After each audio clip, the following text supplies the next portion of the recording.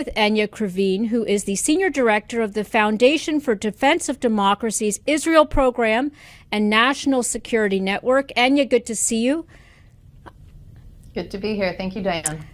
I know that you are just back from Israel yourself in recent days, and one thing that's been intriguing, the Israeli Defense Forces have talked about foiling attempts by Hezbollah. They are in a war with Hamas. Can you give us some context for the risks here of a two-front war? Absolutely. So yeah, I got back from Israel on Friday. While I was there, I was able to travel around the country a little bit and get a sense for what was going on. I think that Israel is still reeling from the events of October 7th. I mean, we see new information coming out on a daily basis, things trickling out into sort of the public sphere that Israelis are still trying to wrap their head around. You have sort of a generational trauma going on, and Holocaust survivors imparting knowledge and wisdom onto survivors of these massacres in the South. So the state and Israel is very much still trying to get their arms around what happened 2 weeks ago. Yeah. And I think that they're looking at the northern border now and trying to understand, as much as we are over here, what's going on. Initially, on October 7th, there was a fear that it would immediately become a two-front war, and that Hezbollah, who are a very powerful military, they're the most powerful non-state actor in the region. They have a military that's about the size of a European mid-sized military. They have 150,000 rockets pointed at Israel and Lebanon, which is embedded in civilian infrastructure. So they're a major threat. And I think initially the Israelis were saying, oh, this is it. We're going to get attacked from two fronts. These two Iranian-backed proxies are going to, it's an imminent incursion in the north, but it didn't happen. And I think that what a lot of people are trying to figure out, people that are smarter than me and have more clearances than I do, is why not? And what happened there? Because we know that Hamas and Hezbollah use the same playbook. They're both proxies of Iran. They're both funded, trained, equipped by the regime in Tehran. And we know that there was a lot of coordination happening in the months preceding October 7th. Yeah. So the question of why Hamas went first is unknown, and what is in the mind of Hezbollah is another $1 million question here.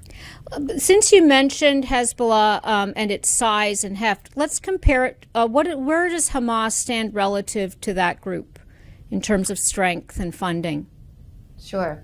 So Hamas is relatively contained by Israel. It is sovereign. It rules, however, ineffectively the Gaza region, which is and I did some research because I was trying to figure out what's the best way to explain some of these dimensions. So Gaza has about 25 miles of coastline, to give you a point of reference. It is it's Mediterranean coastline. It is the same as you see in the beaches of Tel Aviv or in the north coast of Egypt. It is a beautiful landscape.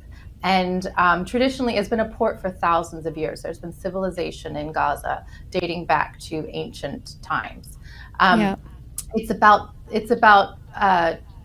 It's bigger than some countries. So it's bigger than Liechtenstein. It's bigger than Malta, for example. But relatively speaking, it's a small territory. It is ruled by Hamas. It has been since 2007, when Hamas took over the territory of Gaza. And Hamas is thought to have between 10 to 25,000 fighters. And that is a very rough estimate. No one knows exactly, but it is known to have a pretty formidable army.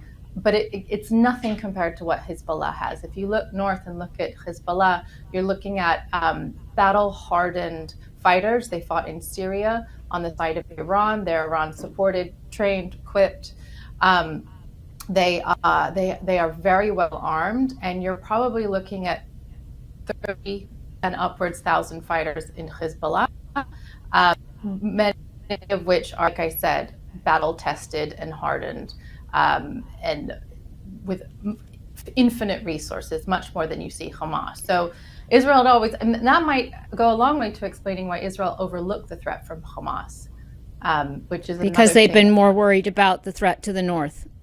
They've been very worried about the threat to the north. You have Syria, which is essentially a failed state that has become a beachhead, essentially, of the Iranian regime, looking to open up a new landing from which to attack Israel. So a lot of the focus has been pointed north. A lot of the focus has been pointed in the West Bank. One thing that it's hard to imagine now, given the numbers of and horrific massacres that we've seen in Israel just 2 weeks ago. But before those, it was the bloodiest year for Israeli casualties since the Second Intifada.